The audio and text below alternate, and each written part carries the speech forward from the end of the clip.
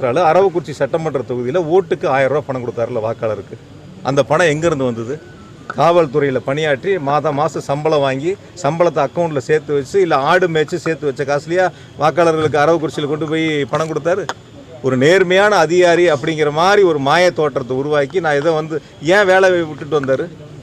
மக்களுக்கு சேவை செய்கிறதுக்கா? எதனால் வேலையை விட்டு வந்தாருன்னு கேட்குறேன்.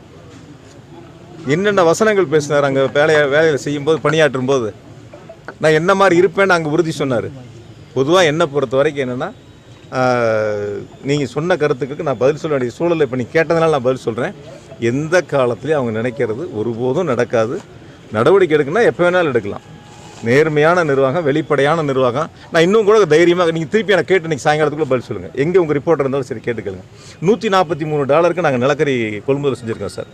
குறைஞ்ச விலையில் தமிழ்நாட்டில் முதலமைச்சர் எடுத்த நடவடிக்கை.